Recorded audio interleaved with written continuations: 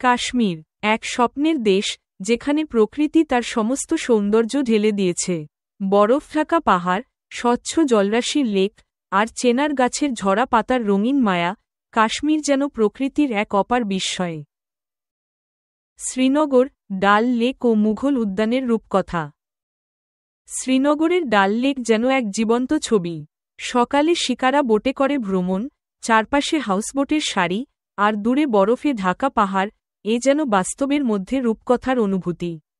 পাশেই শালিমার ও নিশাত উদ্যান, যেখানে মুঘলদের ভালোবাসা ও প্রকৃতির ছোঁয়া একসাথে মিশে গেছে। গুলমার্গ, বরফের রাজ্যে একদিন।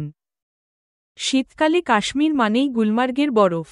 স্কিইং, স্নোবোর্ডিং আর ক্যাবল কারে চেপে পাহাড়ের চূড়া দেখা, সব মিলিয়ে এক রোমাঞ্চকর অভিজ্ঞতা। গ্রীষ্মেও এর সৌন্দর্য কম নয়, ঘাসে ঢাকা উপত্যকা আর বুনো ফুলের সমারোহ এক অনন্য দৃশ্য সৃষ্টি করে। পাহালগাম, লিডার নদীর ধারে এক টুকরো স্বর্গ। যদি কাশ্মীরের প্রকৃত সৌন্দর্য উপভোগ করতে চান, তবে পাহালগাম একেবারে মিস করা যাবে না। লিডার নদীর পাশে বসে থাকা, ঘোড়ায় চেপে বেতাব ভ্যালি দেখা কিংবা অরু উপত্যকায় ট্রেকিং, এখানে প্রতিটি মুহূর্ত স্মরণীয়। সোনোমার্গ, স্বর্ণের উপত্যকার টান। কাশ্মীরের আরেক বিস্ময় সোনোমার্গ। বরফে মোড়া পাহাড়, বিশাল সবুজ উপত্যকা, আর সিন্ধু নদীর ধারে বসে প্রকৃতির ছন্দ উপভোগ করা এক অনন্য অভিজ্ঞতা। এখানে এসে থাজিওয়াস গ্লেশিয়ার ভ্রমণ না করলে কাশ্মীর দর্শন অসম্পূর্ণ থেকে যাবে।